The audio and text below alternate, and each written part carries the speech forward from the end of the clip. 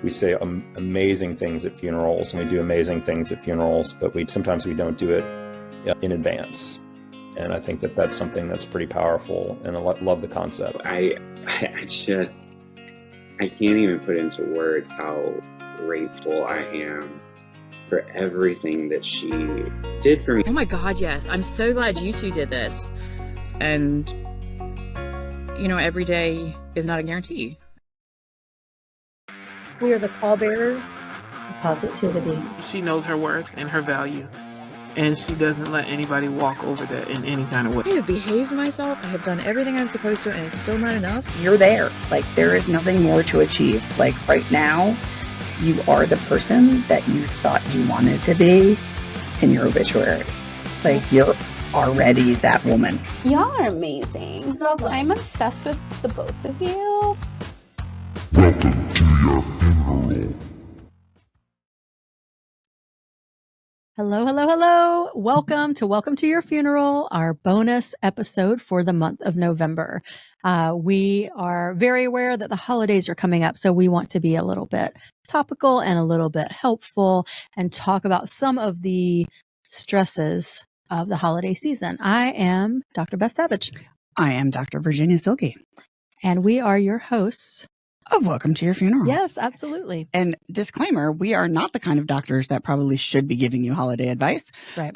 But it sure does sound fancy. And if Dr. Phil and Dr. Laura can do it, so can we. That's right. Yes, please do not substitute this for advice from your therapist or advice from your doctor. And if you don't have a therapist, please get one.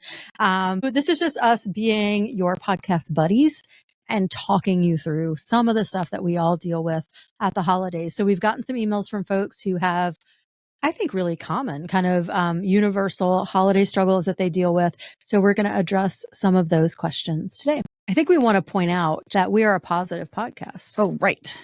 So we are absolutely a positive podcast. But not a toxically positive podcast. We do not expect everything to be roses and sunshine every day, all the time. And you don't have to act like it. And you can still be a positive person and a person who's proud to be who you are. So you don't have to pretend that things are good when they're not. And that's why this episode is so necessary. Because a lot of times at holidays, things are not so good. And sometimes they are, right? People have lovely families and there's moments that we all cherish. But there's also moments that we all want to pull our hair out or drink an extra bottle of wine or hide a bottle of wine somewhere that we can go find. Mm-hmm. Not that I've done that. Or hide it from someone who we don't want to drink any more wine as well. So lots of landmines around holidays. So we're not going to be talking today about those just really basic annoyances.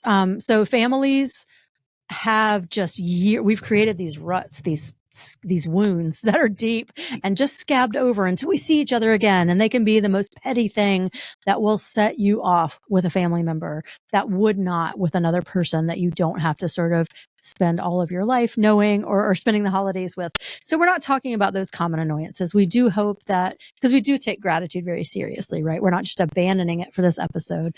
So we do hope that you can find the gratitude where the gratitude is meant to sort of be found, and the things that are wonderful. So we're talking about the things that really are wrong, that you really do need to respond to, get away from, set your boundaries for, right? Or, even have an arsenal of research or things to send people. If it gets that far, I might be a little nerdy, but occasionally the follow-up email or the follow-up text can be very helpful. It was nice seeing you over turkey. Here are some articles about why you're a jerk. Body shaming. Right. All right. So we are here for positivity, not toxic positivity. We hope you have a holiday and create for yourself a holiday. We hope you're able to, where you feel loved and supported and appreciated. And if there are people you really, really want to be around who have some behavior that makes you feel unvalued or unwanted, we're hoping to give you a few tiers, I think, of responses to that. So we've got your nuclear response, like, do you just want to burn it to the ground and see what happens because you're sick of it? We've got some more subtle responses. We got the snark. And we just got some snark that will just make you feel so satisfied and pleased in your soul, but might not change anyone's behavior because maybe that's a lost cause with these people. So what topic do we want to start with that we've heard about and that we also know to be a universal or a near universal, unfortunately, holiday to holiday? I'm going to have to go with food, right? Because Yes. Thanksgiving is full often of food, and we all have different dietary needs, different dietary wants, different Right. dietary loves. We have the societal norm that we all eat until we explode, which we don't have to do either. Fair. Yep. But as an individual who is raising a young child who is in the world of food and females and body shaming and different parenting styles, Right. Yep. if you will, sometimes at our house, and I'm just loving watching you tiptoe all around this. I want to say this is why people did not want to come on and talk with their faces and their mouths. that is It's because they were afraid of who would see it. So we were but taking my on family knows those. me. Yeah, But actually, I will say that in general, my family can be pretty. I mean, they let hopefully my child won't listen to this, but I mean, they let her eat with steak with her hands, kind of Neanderthal style, and don't say anything. So the fact that we've forgotten to teach her how to use utensils isn't even a thing that comes up anymore, which is nice. That's nice. Yeah. But I do know that not only in our house, but also in many houses, the finish everything on your plate is often the norm. Mhm. And don't take what you're not going to eat. And, all of the anxiety that comes with people watching you take food, watching you eat food, Yep. Judging how much or how little you take, and then Yes. therefore also judging your body and your parenting. I mean, there's so much that goes into our food choices, especially when they're very public at a giant. Absolutely. All right. So which part of the food stuff do we want to talk about first? Because holidays are all about food. All right. The scenario is a family member notices that she has left food on her plate, and she is also going to get some dessert. And she has not finished the green beans or the turkey, and there's remnants of food on her plate. And you can tell that maybe Aunt Susan is thinking, Beth, you're going to let her have dessert without having her finish her nutritious meal. Slab of ham.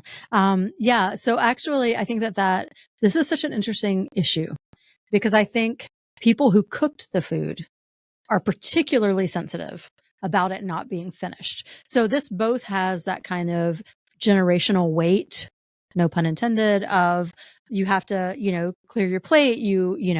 Other people are starving, this is like, don't waste food, that kind of thing. So I think there's that generational kind of assumption that you should only take what you're going to finish and finish what you take.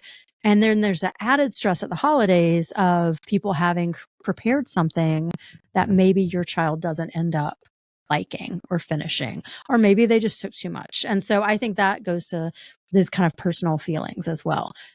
This is, for me, the crux of the problem around the holidays is as far as I am concerned, again, not that kind of doctor, your first priority is to protect your child. Correct. And I say protect, maybe that's the wrong verb, right? They're not being physically harmed, but they are learning through repetition that this is something they're going to hear around food. And that does make them stressed about food, which makes everything worse.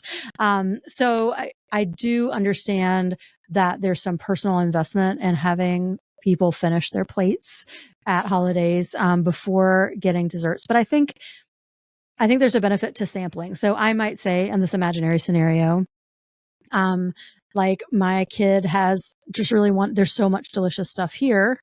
My kid wanted to sample, each of it, and maybe they took a little bit more than they could finish. As my dad would say, my eyes were bigger than my belly, so like there's more on the plate than could be finished. But I don't want to then punish them because of course every kid is only eating dinner so they can get to that beautiful dessert or, array of desserts, depending on how you all celebrate.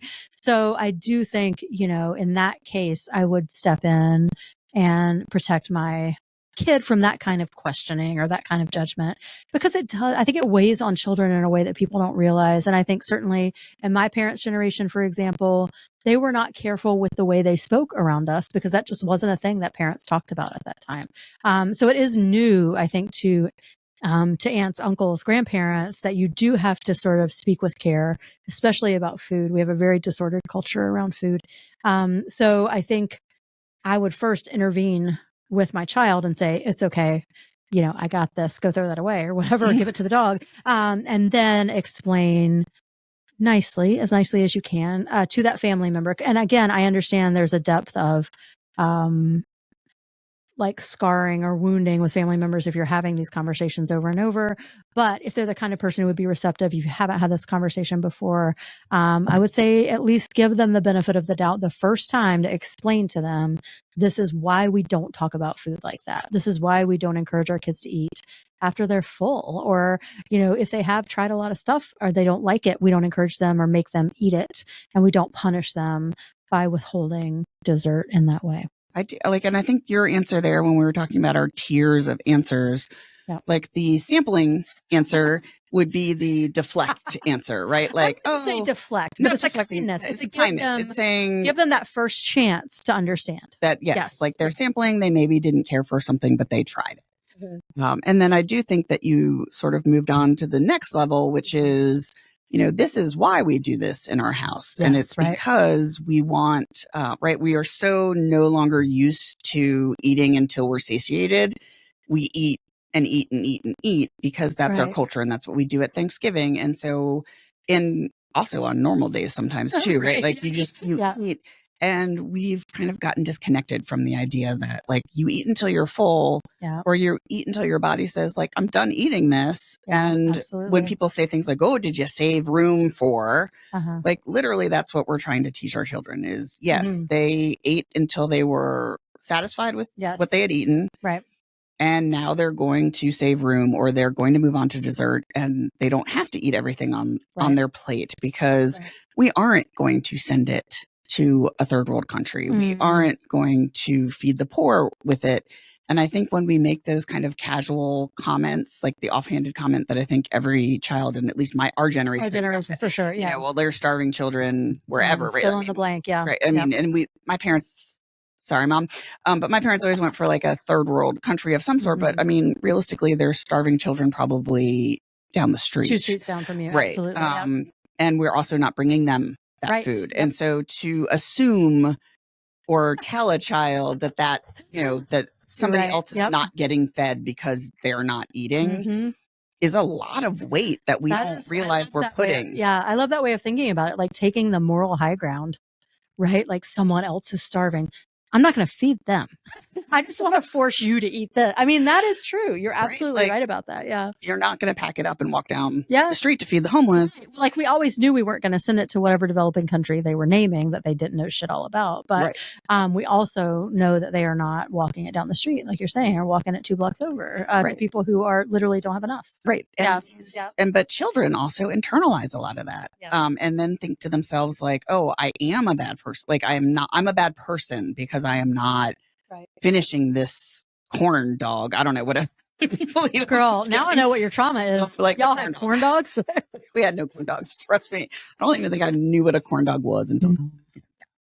Y'all were fancy. I'm from the South. Oh, I mean, we weren't all our shit was fancy. All our shit were like Northerners. I mean, I guess we kind of were, but like y'all Yankees. Yeah, we a little bit Yankee. But for real, like that. And I think the flippant offhand comments that adults know aren't meaningful, like they are just trying to get you to eat food. Right.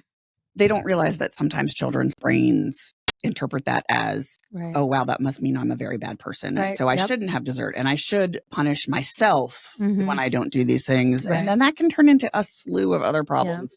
And I am not that kind of psychologist, but I am a psychologist and I do at least know a little bit about how the mind works. And adults do need to be a little bit more careful about how we word stuff around, especially food issues. Yeah. Or even just thinking about dessert as a reward or a punishment, to sort of withhold it from oneself or from someone else as a punishment. Right. Like it's a really disordered way of thinking about it's just food. Yeah. And it's just, again, it happens to be the order in which we eat food, dinner, then dessert. Right. I will not lie that sometimes in our house, don't listen, Mom, stop listening. Sometimes we feed Harper brownies for breakfast because my God. I know, but they literally She's going to be a sociopath. totally. She might be, but it won't be because we fed her brownies. But the brownies were what were stopping her. They're Right. like Crossing that barrier. Yeah. Exactly. But no, they have as much sugar as a sugary cereal that we would feed her. And some days, if that's what's going to get her out the door to school, that's what she's going to eat. It's the little battles. You got to figure out which ones are worth fighting. About eating an orange or apple versus a brown, whatever. Like it'll work itself out later. It'll all come out in wash. Or it'll all come out somewhere. Why'd you have to go there? I'm going to go potty talk. You have to make a poo joke. I did a poop. I'm an English person. I'm not a psychology person. So I'm going to go ahead and let you know that that's scatological humor. Thank you very much. Thank you.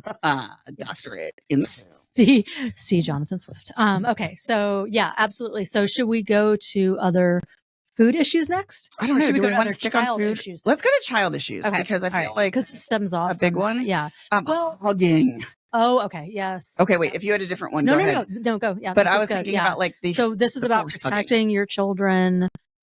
Sounds awful. Protecting your children from your family. No, but like making sure that you are setting boundaries for them.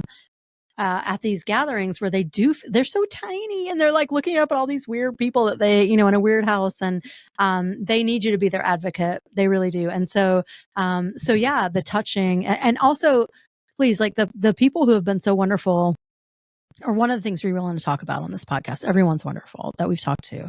But one of the things that we really look up to for people like Siobhan and Tarsha, who we've done so far, is that they are very good at setting boundaries, and that teaches your children to set boundaries when they see you doing it. And so, if you can step in and insist on boundaries for your child, that is going to make that happen even faster. So I think Siobhan said, like, why do I wait till I was in my 40s to start, standing up for myself? And so if you're standing up for your child, you're giving them that head start to being able to speak up for themselves and to know that it's not selfish to speak up for yourself. And unfortunately, some of your family is going to think it's rude or think that you're mean absolutely. Or that you are, dissing grandma because you're not making your kid give them a hug. There's a lot of ways, again, our tiers of interaction that you can go with that. And the first one is when somebody says, oh, come here and give Uncle Jim a kiss and a hug. Like, Uncle Jim is probably a fine dude. Like, Uncle Jim probably, doesn't kick puppies or something. He probably is just a fine, upstanding dude. But all those strangers, all the people, no matter how much you love them, even if you're a small child, it's overwhelming. And if you can just step in and say, hey, you know what? You don't have to like hug and kiss Uncle Jim. Do you want to give him a high five or you just want to wave at him? And give them levels of options of social interaction. That relieves so much anxiety and stress from the chip. Are you a crab right now? I don't understand. Is this a Little Mermaid? Have we shifted? No. When are we playing Pictionary? Aunts that pinch your cheeks, not pinch your crabs. But the cheek pinching, hugging, kissing relatives that kind of come in without that consent. Right. And I know that many of you are listening and thinking, oh my God, Beth and Virginia talk about consent so much all the time, but they talk about it with college kids. They talk about with this. Consent starts before they can talk. And this is a way to start teaching body autonomy, that you get to choose who invades your space, who touches you physically. And we're not talking sexually because everyone's like, oh, but he's not a molester. He probably isn't. Right. But also maybe your child isn't really great at wanting to be hugged or doesn't want to be touched in that moment. Yeah. And offering them levels of interaction, especially with relatives that they only see once in a while, is so refreshing. And it makes them feel empowered to set those boundaries that Beth was talking about and to say, you know what, right now I do just want to give grandpa a high five or a wave from behind your leg or something that doesn't involve making a huge scene about them hugging or kissing somebody. Right. And, they're not scary. They're not that the big to do makes it worse. So much worse. Absolutely. So just let it go. And if you're one of those people who really want a hug from a little one and they say no, be okay with that. And the way you respond to that and their lack of wanting to do that also teaches them a lot about how people should respond when you set a boundary. That's right. And so if you demand it, even after they've said no, or a parent has said, oh, they gave you a high five, it's good. If you keep pushing and demanding, that makes you the jerk. Yeah, I think that's a good point. Like if you're listening and you're someone who is from like our parents' generation. I mean, truly, who I love my parents very much, but they're raised a different way from us. And so I just like, let's be clear. This is just a different way of being. And it's more, it is better for children. Like research shows. Yeah, research shows. And it's better as they grow up. But yeah, but here's a tool for you, right? Is if you see and you're trying to hug a child who you only see once a year, only see a couple of times a year, and you see them shy away, don't grab them. I think that's the thing is like you're like, oh my God, so funny, like, or they're just, but they might actually feel real fear or really be overwhelmed in the way that Virginia talked about. So, it's a simple tool for you to just say, maybe we'll get a hug later. Maybe we'll cuddle later if you feel more comfortable. But for now, give me a wave, give me a high five. That makes you such a safe person for them.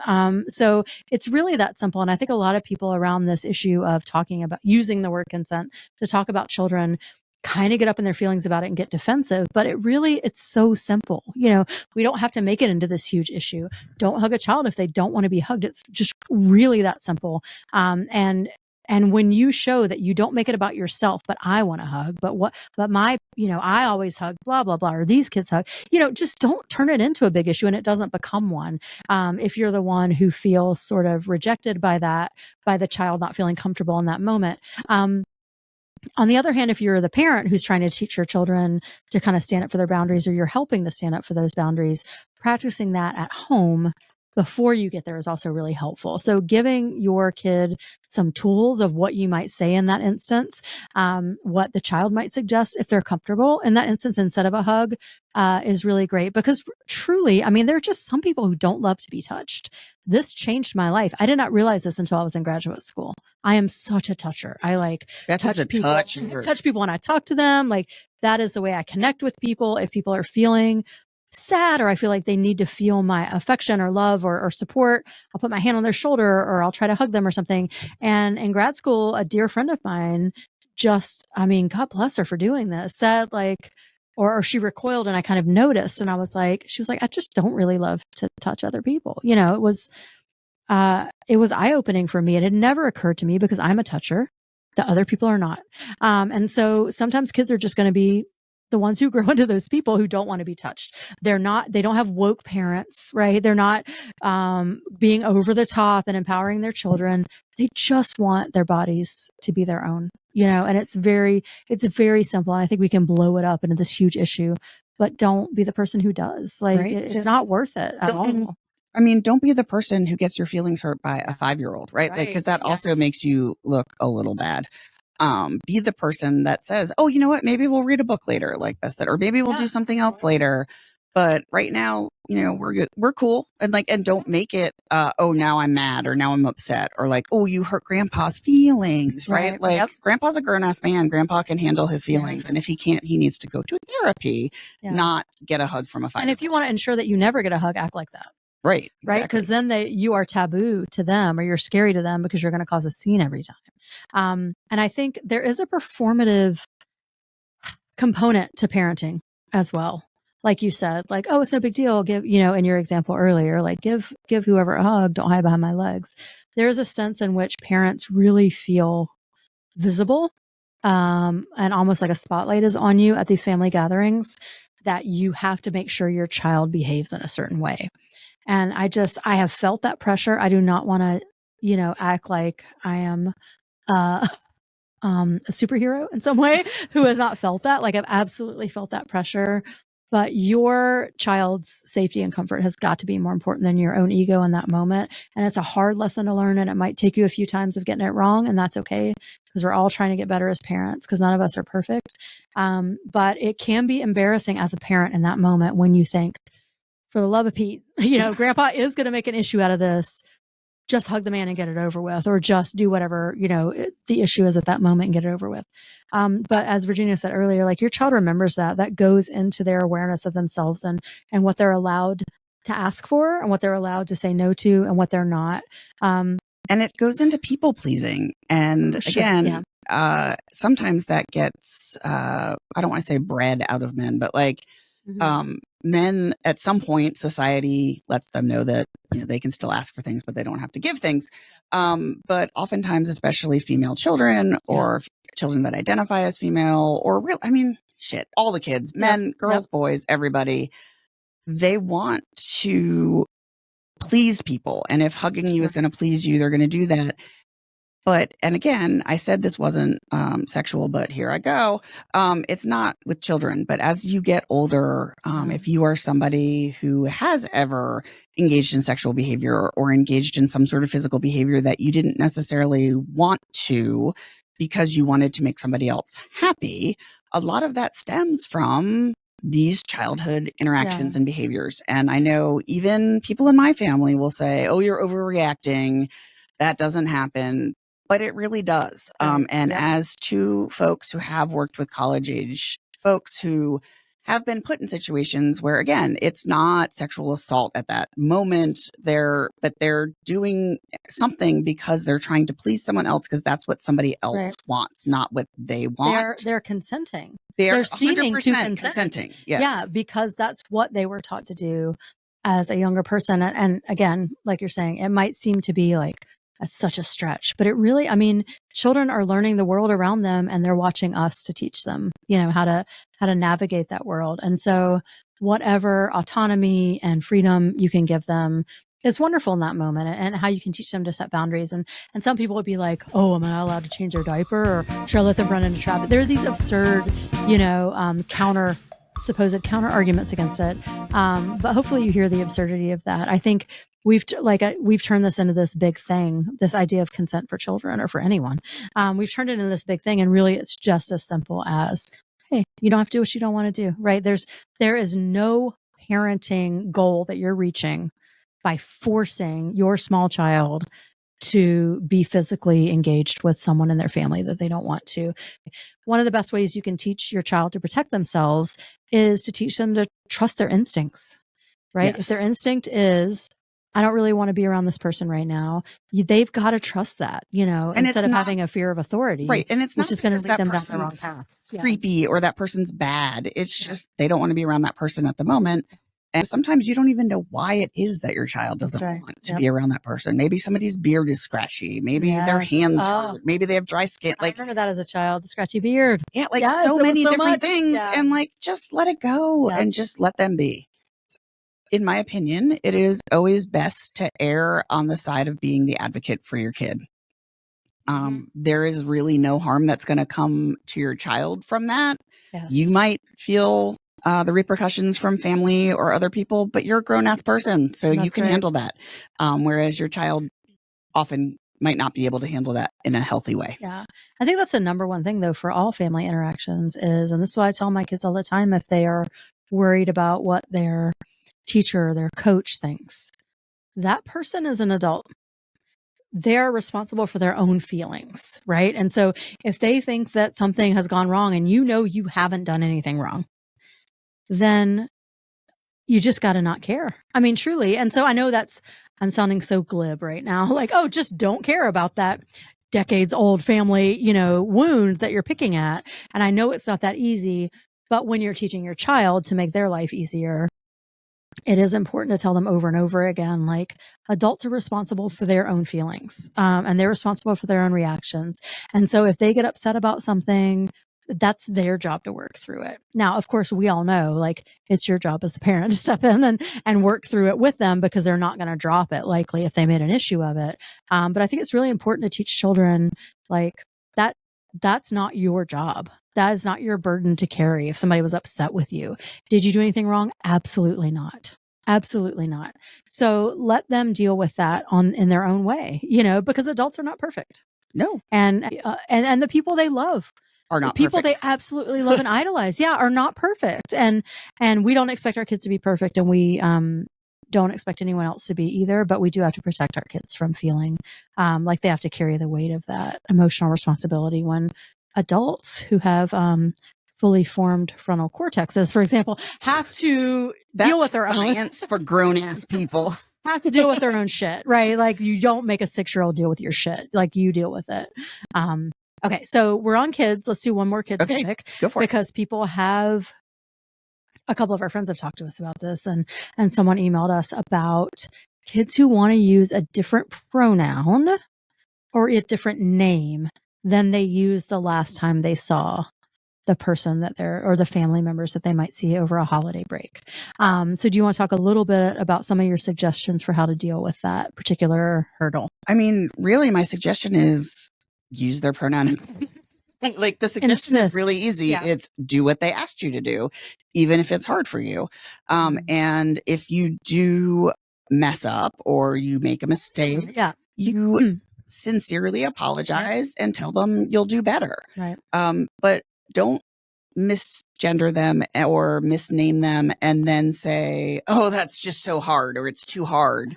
Because again, you're a grown up. It's not that hard. People get married all the time and you call them by a different last name. Right. People have nicknames. All of these things are completely normalized in our society. And so just assume or figure that it's a nickname or if that's how you need your adult brain to wrap around it. But you don't need to put your issues with gender or sexuality or gender issues. Or back in my day, we didn't do this. No one needed that or whatever. Like, okay, if that child wants to go by a different name, again, your beliefs are irrelevant at that moment. Absolutely. You're not teaching that child anything other than you are a giant asshole. That is what you're teaching that child, that I will not do this because I'm a jerk, really. And I don't mean to say asshole, but really that's what it is. You did mean to say that. I did mean to. You're right. I absolutely did. But they're children. And even, you know what? We're talking about children. It doesn't matter how old they are. They could be 18. They could come home at 21. It doesn't matter what age you are. When somebody says, please call me this and use these pronouns, you simply do it because they requested it. And that's what you do. And I know that some of you are thinking, well, it's the same thing with a hug. If I request a hug, I should get a hug. No, they're not asking you to do anything physically at all. They're simply asking you to change your words to make them feel better. Right. How hard is that? Yes. It's not hard at all. It's actually very easy. It's one of the, I mean, so many of the things that we'll talk about today, right? It's like we blow it up into this huge thing. And the only reason we do that is because of our own ego, right? Like I don't understand that or I don't agree with that. Therefore, I'm going to make this into an issue. So if you are someone who is uncomfortable with the name and pronoun change, I understand that that feels new to you. I understand that you might think it's only a phase. I understand that you might think perhaps you feel like there are religious reasons you don't want to do that. But I promise you, it is so simple to just respect what a person wants to be called. There is nothing more important to us. And this is why I think we started with these things, right? There's nothing more important to a human being than their bodily autonomy and their name, who they are. I mean, it's central. It goes to the heart of who a human being is. So it doesn't affect you really to call them a different name. It might feel weird. You might mess up a lot, but if they know you're trying, that means the world to them.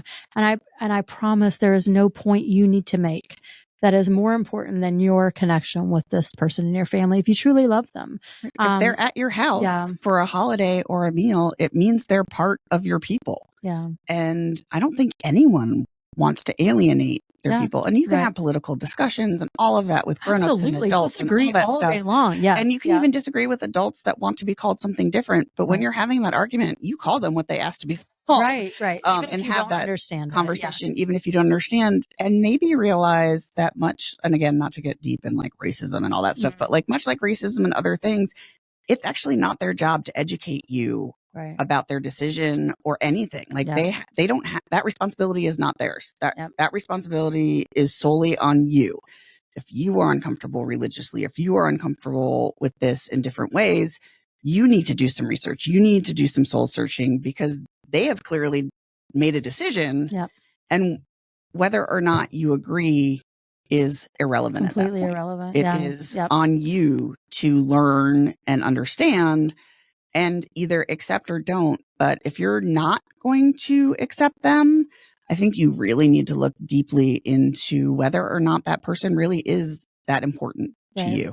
Are you using the word love really recklessly in that case? Like if you love a person, you let them be who they are. They're not hurting anyone else. And I think if they do take the time to educate you, I hope that you're grateful for that because that means that they love you and they trust you to to at least listen and to understand. But Virginia is absolutely right. Like it is your job to do the research about that. If you know before they come to your house that they are using a different name or a different pronoun, it's your job to just figure out why that might matter to them, or don't do your research. Just call them what they want to be called. Know, right? Like it doesn't even have to turn into this. All of this stuff gets built up into these huge issues. And it really is so simple. And again, when you do something that simple, it feels very simple to call someone by a new name, to call someone by a different pronoun.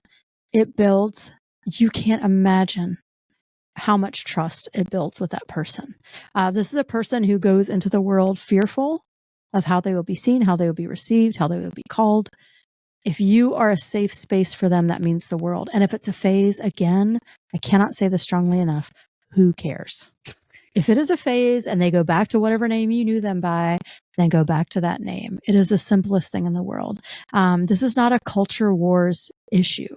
This is a family issue.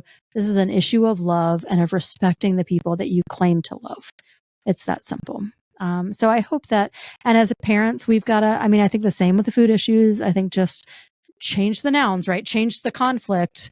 It is still your job. And I know so many parents who put their foot down about this. So I'm not suggesting that many parents would be like, just let them call you this old dead name, over Thanksgiving or over the holidays. But, you really, in that case, you've got to be the advocate for that child. And I have to say, like we're talking about serious issues here. We're talking about identity. We're talking about people who don't feel a place in the world anymore. And maybe if they don't get acceptance from their family, sort of don't want to live anymore, right? Like this is an extreme isolation that I think none of us, if we've not been through it, can really truly imagine. We can read about it. We can research it. Yeah, right? absolutely. We can talk to people who have, yeah. But if you feel not seen as the person that you are, that can send you into a spiral. And so I hope you will do the very simple thing of either respecting what people want to be called and how they want to be called, or standing up for the people in your family who want to be called that. And again, you don't have to be the parent. Sometimes the parent's a bad guy, right? Like sometimes the parent is the one who is not respecting that. And you, as a cousin, as a sibling, as a friend of the family, can just step in and model. Right. If and you don't feel have uncomfortable to with stop confrontation, and say, Bob, don't do that. You just, again, like Beth just said, model that behavior. Just use the right name, use the right pronouns. If you're telling a story about that person from the past, use their current pronouns and their current name. And sometimes if you're unsure, right? Like if somebody comes and you're not sure if they've changed their pronouns or names, simply asking is very respectful. And the answer might be no. Like I don't but thanks for asking. Nobody will be offended by you asking what they prefer to be called or what they, and again, it's not even their preference. It's what their name. It's what they are called. Right. I don't know if anyone's really gone down this road, but we don't actually choose our names, right? Our parents or our birth parents or whoever, right? Like our grown-ups in our life chose our names. And some of us love them. Some of us don't. Some of us go by nicknames. But it's not something that you should feel that connected to, that like, I cannot call you another thing because this is who you are, because it's kind of arbitrary. Even if you're named after great grandpa Jim, arbitrary. After great grandpa Jim and your great grandpa Jim the third or whatever. Like suddenly. Side note, please don't name your child Great Grandpa Jim the Third. That's not a name. That's not a thing. You can totally do that if you want to, though. But then please respect your child's. I don't respect your decision. Yeah. But yes, the idea, just, again, the simple idea being like our names are something that are very personal to us, and some of us very much love our name, and some of us don't. That just doesn't fit, and it's not an affront to anybody who named you. It's just what you feel in your soul. I mean, shit, I went by Ginger for like 2 years. And I mean, do I regret that deeply? Yes. But it was just because I didn't feel right in my skin and I was trying something else out and it failed miserably. But at the same time, everybody called me that, right? Like there was, because I was a cisgendered teenager, right? And I said, my name's Virginia, please call me, I go by Ginger. Everybody called me Ginger for 2 years. Right. It wasn't a big deal. It wasn't a big deal. No one questioned me. And then I was like, yeah, that sucked. Like, let's not do that anymore. And I went back to Virginia, which was also fine with everybody. Right, yeah. And it was not even a question in our house or with my friends or family or anybody. And it really was that simple. And it should be that simple for everybody, Yeah. no matter what age or Yeah. reason, or Yeah. no one owes you an explanation. As adults, we have to work on our own triggers and why we react like out of proportion to a thing that's been asked of us. So don't hug my child. Don't call me this name anymore. Please call me this other name. They're really simple acts. And if we overreact to that as adults, we've got to figure out what's causing us to overreact in that way and handle our own shit. I mean, we cannot put that on a child or any person who is dealing with a shift in identity. I mean, that is taxing enough. I promise you, it is so hard to go through that. And again, I don't know personally, but having seen friends, loved ones, students go through that process, knowing no one's doing it for funsies, because it is miserable. It really is hard to be afraid in every new social setting that people aren't going to respect or acknowledge you, or worse, are going to attack you. You'll come to know them as this new name and pronoun, and they will. The respect and love they will feel for you for providing that safe space for them in a world that's very hostile is insurmountable. I mean, there's nothing like it. So I hope that you'll at least try, even if this feels really, really foreign to you. This is a podcast about gratitude and love and acceptance. And so I hope that you will try to practice that and see that no harm comes to you or that person, quite the opposite.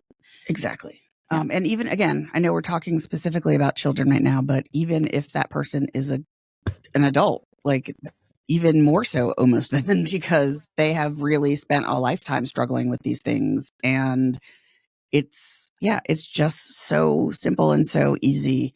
And there's so much rhetoric out there about how terrible and horrible it is, but also not to pull the research card again. But research shows that no matter what, when we respect people, their pronouns, their names, their nicknames, any of that, they're happier, right? And they are less likely to engage in self-harming behaviors. Right. And so the more love and the more understanding or attempting to understand, the better. Yeah. And again, like Beth said, if you realize that it's triggering you for some reason, like maybe it's time for you to go to therapy. Yeah, absolutely. It's so simple. I mean, we build all these things up, and it's like the default for all of us should be to love and support the people around us. I mean, if they're doing something that harms themselves or others, we step in. But having a different name than what you're used to, having a different pronoun than what you're used to, not feeling like a hug is not harm. And if you perceive it as harm, it is your view that is skewed. I really beg you, like, try to understand it as not about you. Try to understand it as something that someone you love needs from you. And give it to them. Yeah. The love and trust that you build is going to be so worth it. And you won't feel that. I mean, for me also, I see people who are really angry about this stuff. And I feel like, how is that inner turmoil good for you? Do you know what I mean? Like, it doesn't affect you really at all. The only way it affects you is if this person cuts you out of their life because you refuse to respect them. So let go of that anger or that, questioning or that, like being indignant that people would dare to change their name or their pronoun. Let go of that and you will be a happier person. And you will see the kind of love that opens up for you and the people you care about in the world. Yeah. Agreed. Yep. All right. Oh, yikes. We both said all right at the same time. All right. We're moving on. That's the moving on symbol. Yeah. Keep on keeping on. Traditionally I would say for girls, but I would say it's increasingly true for boys now as well, is don't comment on their bodies or calories of what they're eating. Just please take that out of your vocabulary, at least for the holidays, if not forever, because it sticks in there. You mention people's bodies or, you've gotten bigger, or like just things that you think are harmless or even complimentary. Right. And you don't know what you are or are not complimenting at the holidays. As somebody who, again, Mom, sorry, I'm saying it in public, but as somebody who has struggled with an eating disorder most of my life, those things stick and you will ruminate about them. And if you are somebody who is losing weight because you're very ill or something else is going on in your life, and people keep telling you how beautiful you look or how amazing you look since you've lost all that weight, really what that does is double down on your eating disorder and also think, well, like maybe being sick is good for me. Like maybe like people like me better this way. So maybe I don't want to get healthy. Maybe I don't want to solve whatever health mystery I'm having because other people are perceiving me as pretty. And I like that feeling. Maybe I'm worth more in the world as a sick person than as a healthy person. I mean, think about that. That is wild because we associate health with thinness and illness or immorality with being larger. And so there are so many ways we could intervene in those conversations. We don't have time for, I'm sure we'll do a podcast on this. Of course we will. We don't have time for all of that. But when we say don't comment on people's bodies, we don't just mean it in a negative way. Right. We also mean it in a positive way, unless I guess if they start the conversation, like I feel really beautiful, or I feel like I look great right now, or I love this about myself. That's a great time to step in and support someone. Right. But unsolicited comments about bodies, period. If you can't think of something to say about somebody, about who they are as a compliment, then you don't know them very well. And if all you have to say is, oh, you're beautiful, or, oh, look at that, or twirl in your dress, or like all those stupid things we say to people. Like if you can't think of, wow, what book are you reading? That's really great. You're intelligent. You're smart. You're all of these things. Like if you can't think of a compliment that is not about their appearance, keep your mouth shut. That's on you. Yeah. Something I tell my students all the time, for the love of God, just be interesting. Like there's nothing more boring. I think, this is a hard one again for people who are used to that being the go-to compliment. You look great. You look beautiful. Or if you think someone looks like, oh my God, God forbid, fatter, then the last time you saw them to be like, oh, those are nice shoes, right? Like you just don't have to say any of that stuff. I will say, as a mother of a son as well, boys are catching up, unfortunately, when it comes to body dysphoria and dysmorphia, right? So there's this huge protein kick. They want to have a 6-pack abs. When we were kids back in my day, like Halloween costumes didn't have abs on them. You were just a superhero if you had the cape. So I think that it can be really dangerous territory, whether it's children, whether it's adults, to comment on people's bodies. So I hope that you will, you'll refrain. In so many families and so many generations, I think that's just the go-to. That's what you say. So I would encourage you to think about, if you really want to give a compliment, if that's how you greet someone, can you talk about how quickly they got there, what cool things they've done since you saw them last? I saw on social media that you did ABC. That's amazing.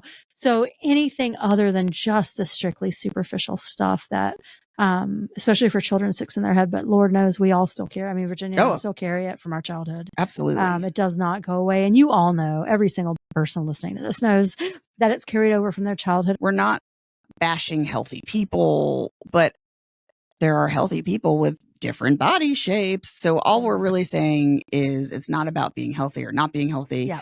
It's just about not commenting on people's bodies because you don't know anything about them. They are not coming to you with their blood work and showing you how healthy or not healthy they are. And you cannot look at somebody's body and tell how healthy they are. You simply cannot. And if you think you can, you email me and I will send you that lovely email that has all of the research that suggests that that is bullshit in a more sciencey way and in peer-reviewed journals and whatnot. Right. But you just simply can't tell that. And so to comment on it, you don't know what you're actually either praising or discouraging. Yep.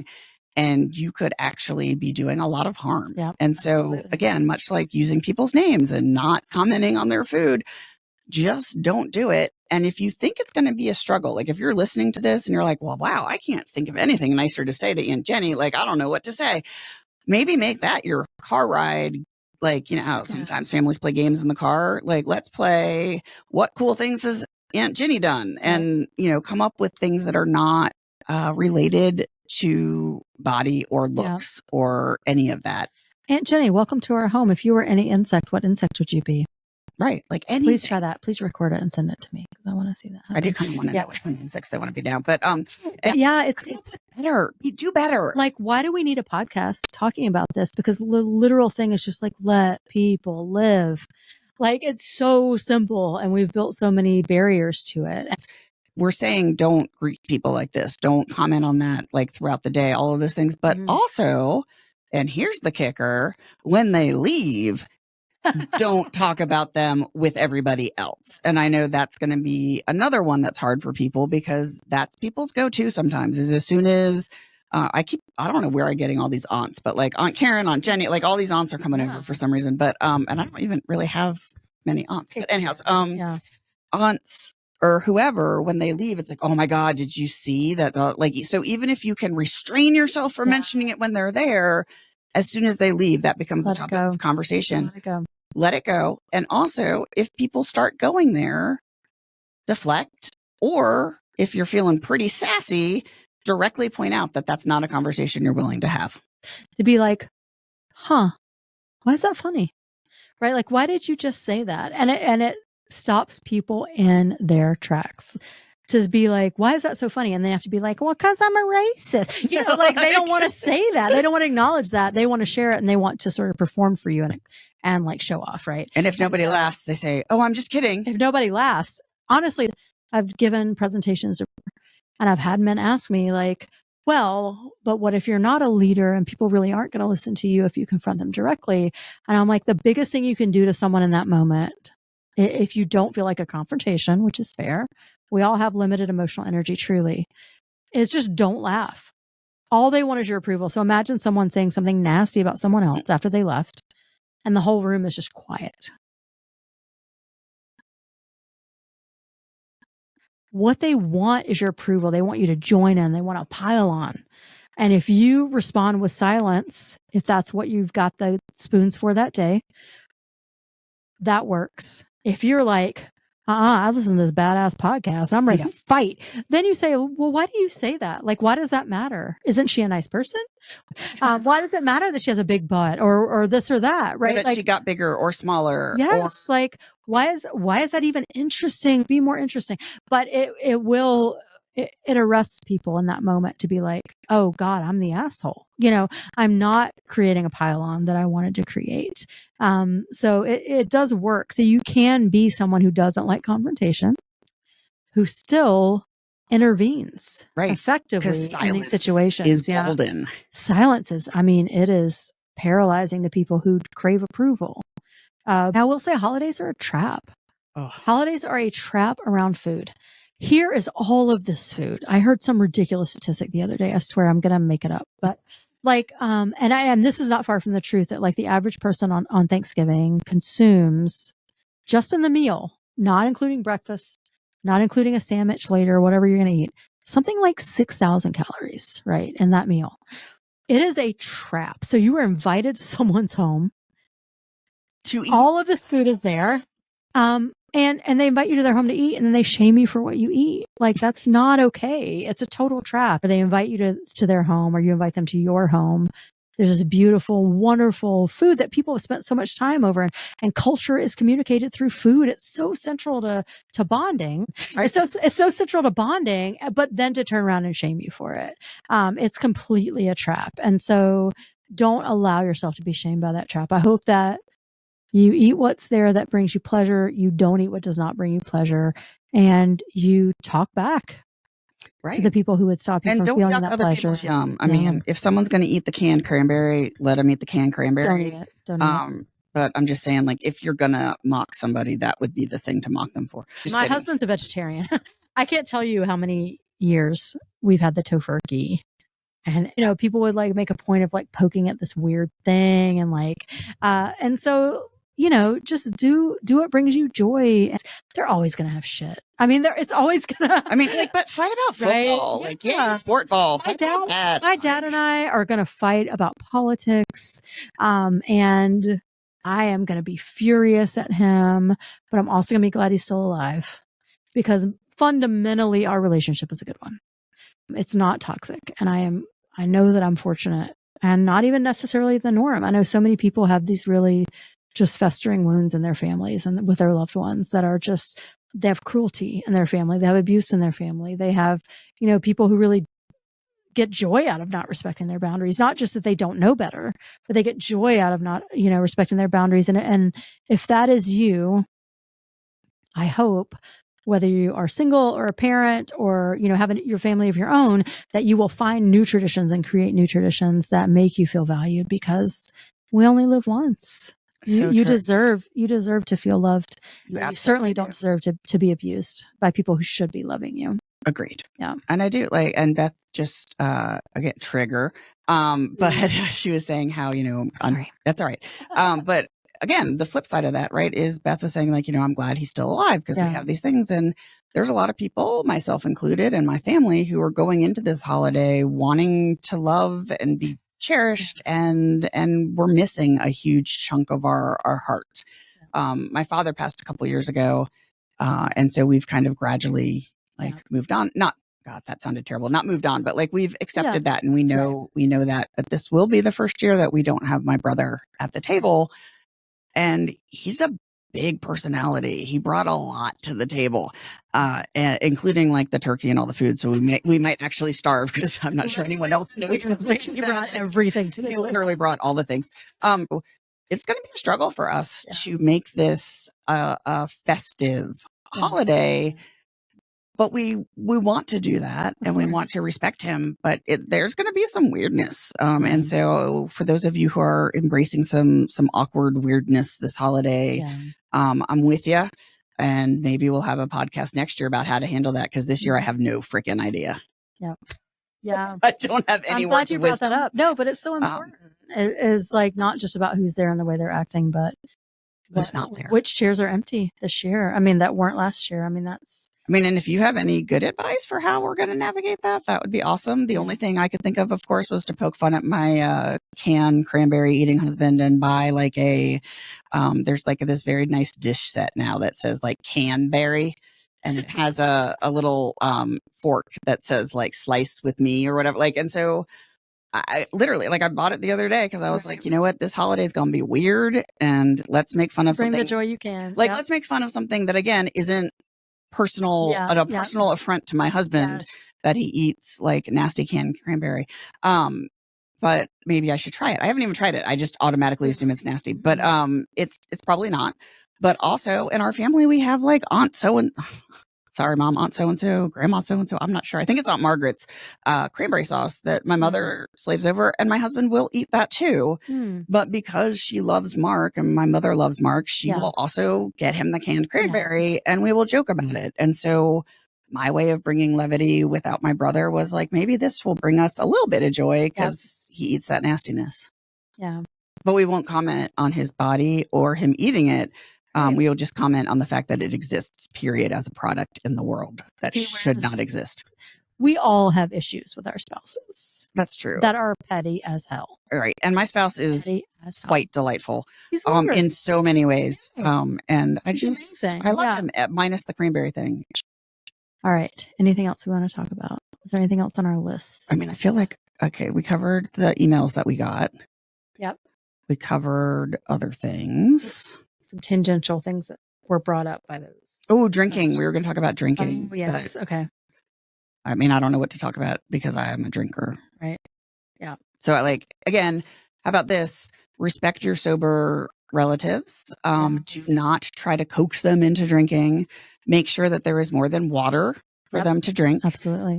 Don't just say, oh, well, I don't know. Here's all the beer and wine, but yeah, I guess there's a bottled water up in there somewhere or whatever. Or like, here, you can have this Pellegrino that's been opened and like is no longer fizzy, because that's a thing. Make sure that you have fun drinks for people who are not drinking. Yes. Make sure that you are all being safe and nobody is driving after drinking. Yeah. I mean, all the regular things that people say, but also there's sometimes when you have to navigate people drinking a bit too much. Absolutely. Yeah. So that can be difficult. And I don't know, maybe this is where I've hit the end of our advice. I mean, or how I would deal with it. Like, I don't know how you deal with someone who drinks too much. How do you intervene in that? This podcast could have been 5 minutes long, which is respect other people's choices, respect other people's wishes about themselves. And if there's somebody that you used to drink a whole bottle of Jack with at the holidays, and now they don't want to, Don't push it. Yeah. Why do you care? I mean, I know all of it comes down to, and I'm not the psychologist at this table, but like all of it comes down to your own insecurities. Like it doesn't affect you if someone else doesn't drink. If you still choose to drink, then you drink. Like it's just who you are and it's who they are now. But you've got to respect other people's choices. I think people from our generation, our parents' generation, so often, unfortunately, need to drink to be comfortable or look forward to these occasions when they drink. And I'm not shaming that, but I think in turn, you cannot shame those people who have chosen not to drink this holiday.